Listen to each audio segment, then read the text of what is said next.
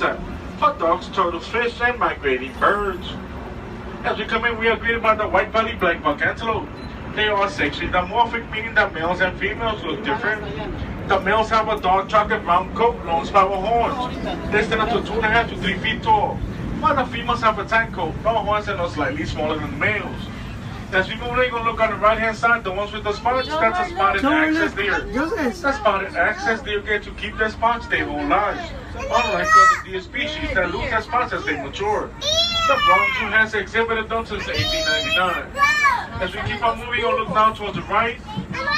These are the large colored, honey-colored barren singer deers. The barren singer deers get their name from the look of the male's antlers. The word barren singer means 12 in Hindi, which means the males at full maturity can have from 12 to 14 points on their antlers. The small huts that we're about to pass on the right-hand side represent an important conservation story about those barren singer deers, which totaled less than 100 not too long ago. In 1970, there were estimated to be only 66 of the Barasingha deer remaining in central India. But this population was saved by the cooperation of the local Indian community. Like the shacks you see here, there were many small farms using space in and around India's Kanha National Park. These people were coming into contact with the deer and the tigers that were also living there. Through cooperation with the Indian government, local communities agreed to relocate their villages. By moving, the farmers still had land to farm, but the tigers and their prey got more room to roam. We all know that a species that is extinct no longer exists, like the dinosaurs or the dodo bird. The next animal we'll see was on the verge of extinction.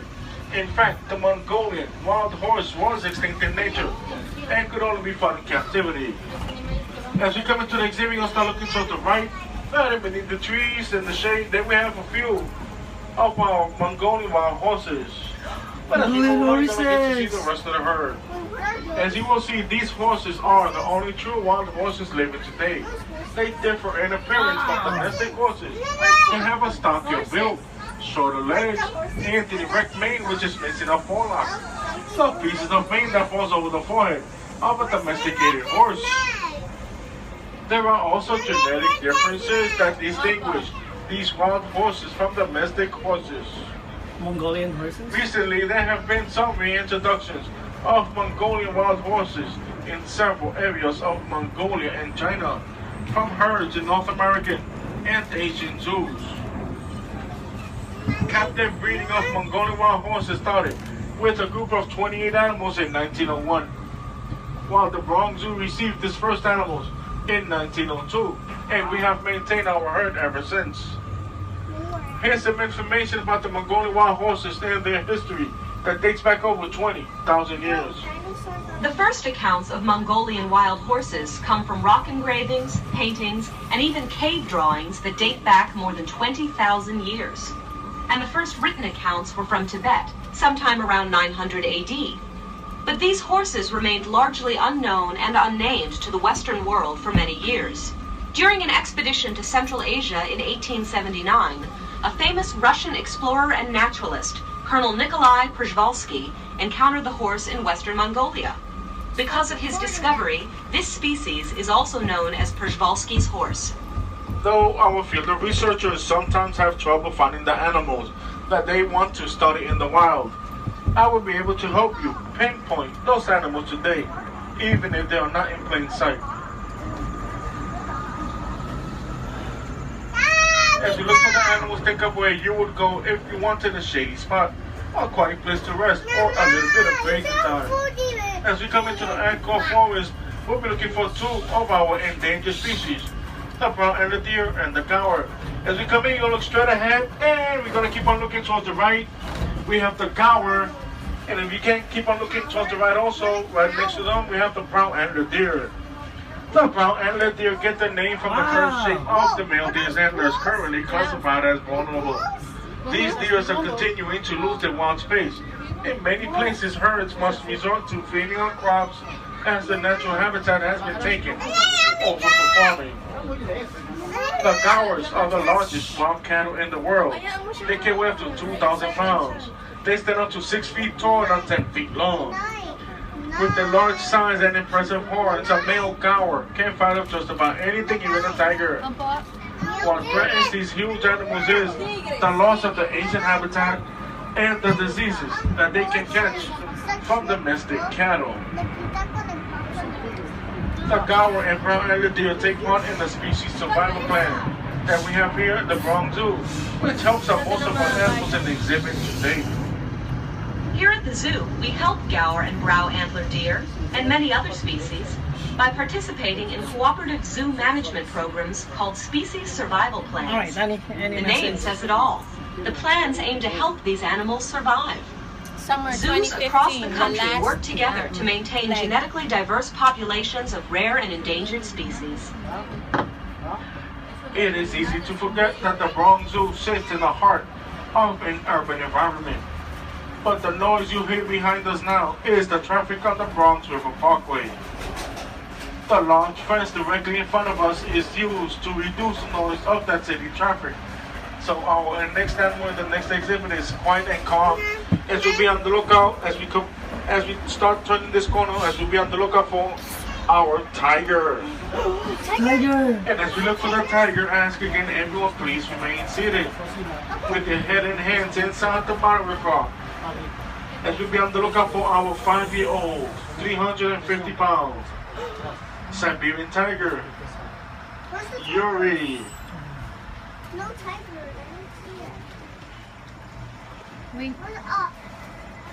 As we come into the exhibit, you look on the right hand side, and he's right in the middle of his pond. Tiger stripes provide excellent camouflage, but they are often difficult to spot. They are so secretive that even professional researchers have trouble finding them. Tigers are so solitary that they live alone in the wild, which is why you only see one tiger in the exhibit at a time here at the Bronx Zoo. Where's the tiger? Tigers hunt a variety of animals, but they prefer wild pigs and medium-sized deer. Typically, a tiger will watch himself on a fresh kill, eating as much as 40 pounds of meat at one time. Just think that's an equivalent to 160 hamburgers in one sitting. After a meal of that size, excuse me, everybody must remain seated. To get a better look at the tigers, you can visit the Mad Tiger Mountain. As we cross this double-sided fence into this next exhibit, this will be the back part of the first exhibit once we cross over the Bronx River. In this part of the exhibit, we'll be looking for India's national bird, the peafowls.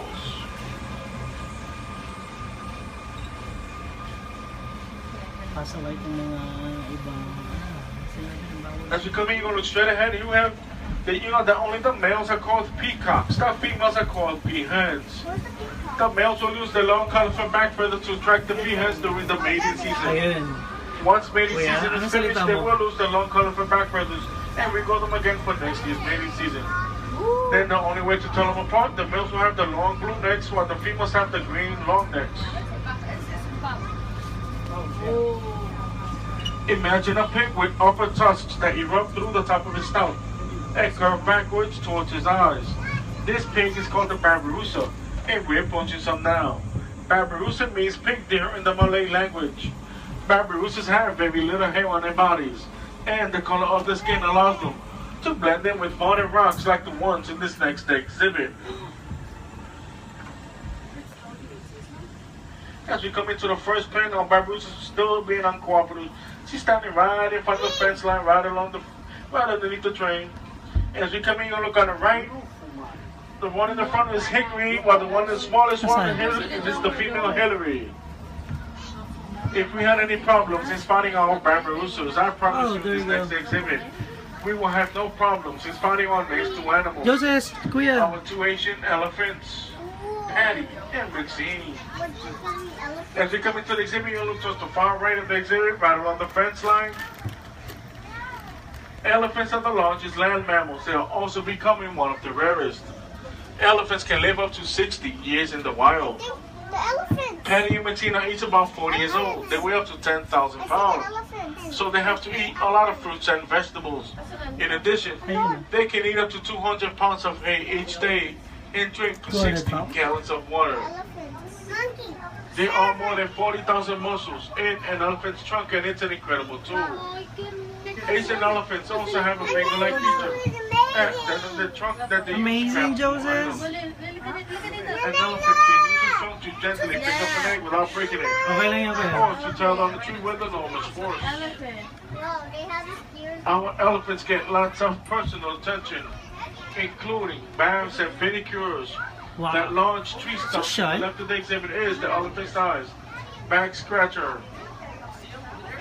As we leave Patty Mexina to Asian elephants in this next exhibit, we'll be looking for Cali, our Indian rhino.